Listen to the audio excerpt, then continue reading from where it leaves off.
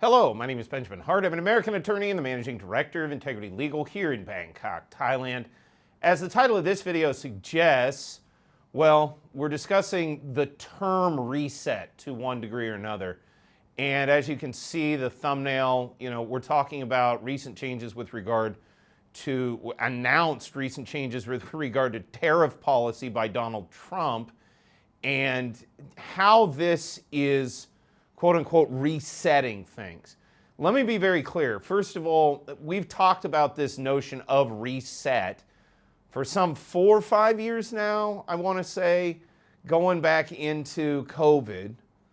And I first sort of came upon it when I discovered and then ran down the terrible rabbit hole that is that is the question, what is the World Economic Forum? What are they all about? And you go down that rabbit hole and you're like, oh, good golly, wow, it ends with you'll own nothing and be happy, Point I'm trying to make is at first when I heard the word reset, it brings up all kinds of things that causes my brain to go in all kinds of different directions. Then there's other things going on in the background where you're hearing things talking about things like a currency reset or a reset of the international trade order or things of this nature. So I want to be real clear about what I'm talking about here is one, I do think that a reset has occurred with regard to global economics. I do not know exactly what that means. I don't know what the system is exactly. I would almost go back to basic level political philosophy, getting back into Leviathan and Thomas Hobbes, where we're in the state of nature, the sort of war of all against all. That's kind of how I always sort of start my presuppositions about, okay, where are we at? If we're in a reset, where does that leave us? Now, I'm not saying that things are just suddenly changed overnight. No, there's trade relationships and, legalities and things of this nature that, systems don't stop on a dime. Not my point. Point I'm trying to make is, I think Trump's announcement of these tariffs, think of them whatever you will. I'm not going to talk about the merits of them or argue, in their defense or against them.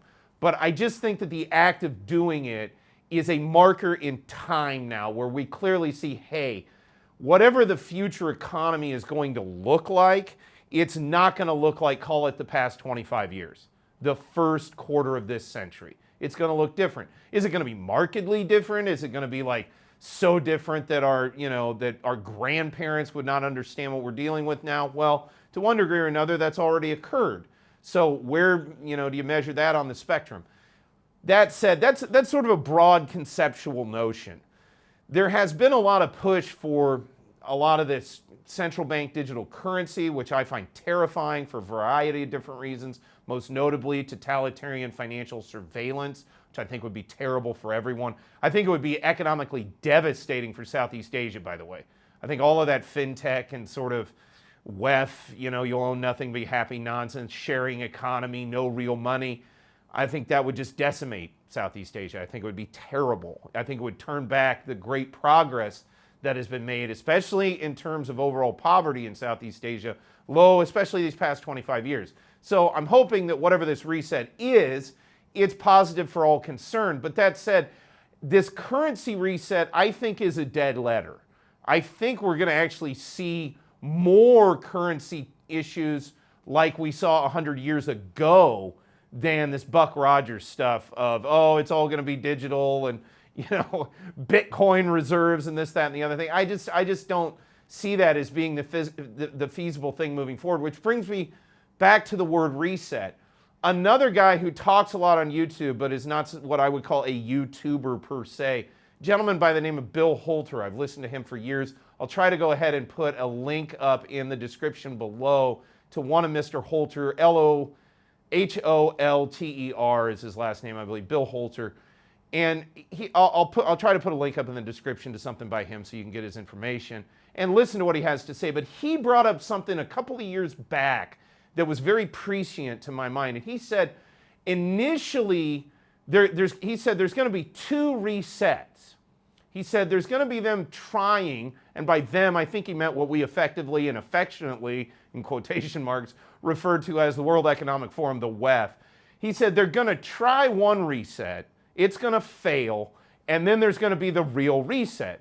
And what are we talking about here? Well, they tried this currency reset. And places like Thailand, thankfully, and I knew ultimately once Thais recognize what all this digital money nonsense is, they'd be like, yeah, no, we're not interested in going into a bunch of debt so you can say we owe you. No, we're not going to do that. Thais got it.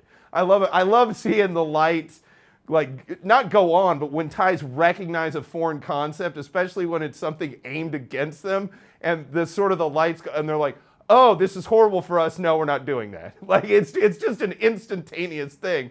And I think that's sort of there with regard to at least the concept of digital money. I'm not talking about using digital platforms. I'm talking about this concept that the money itself is digital. That is nonsensical.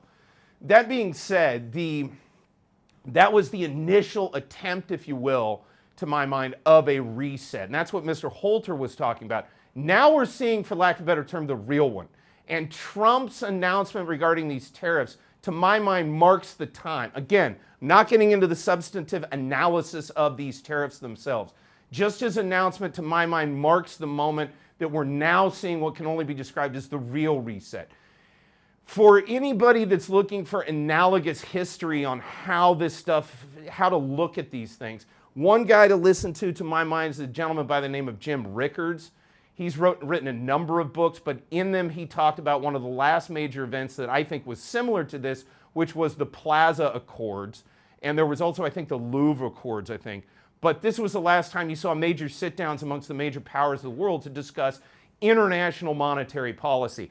I think we're likely to see a lot of that stuff moving forward, and I think Mr. Trump's announcement regarding tariffs marks the moment where this change in paradigm, if you will, begins, and we start to see real tectonic movements internationally. But I think it's going to be really interesting in terms of Southeast Asia.